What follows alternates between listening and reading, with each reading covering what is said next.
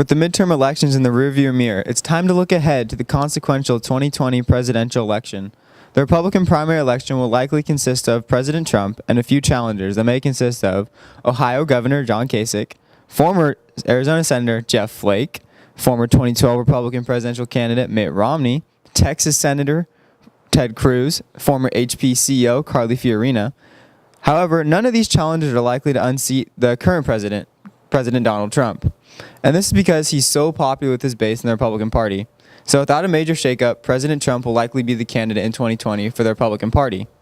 Across the aisle, the Democrats will be having an extremely hotly contested contest that is likely to drag on all the way until the end. There's possibly 20 or more candidates running for the nomination, but there's only really like 5 to 10 that are really the big ones we want to look at today. But specifically today, I'm going to break down the top 4 candidates for the Democratic primary. Candidate 1, Massachusetts Senator Elizabeth Warren.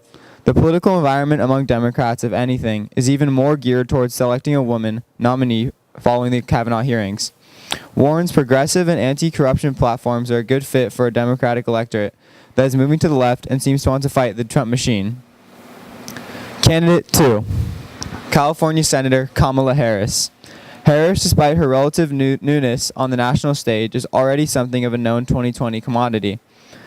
The new CNN SSRS poll showed her in 3rd place in a hypothetical primary race. Behind her, only Biden and Sanders. 3rd is former Vice President Joe Biden. Biden has 2 big factors going for him.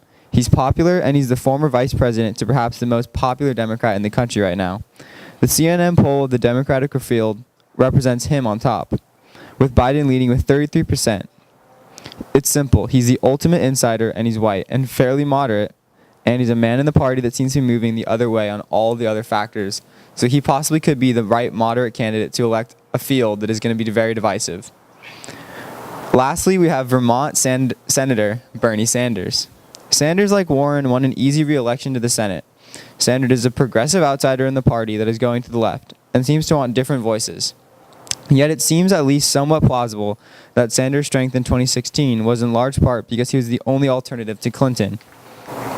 There will be female candidates who can claim the progressive outsider label, politicians who are actually Democrats, not independents. Remember, this is a Democratic primary.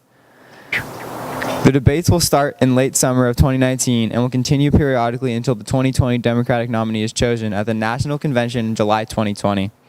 If you're 16 years or older right now, you'll be voting in 2020, so it's time to tune in.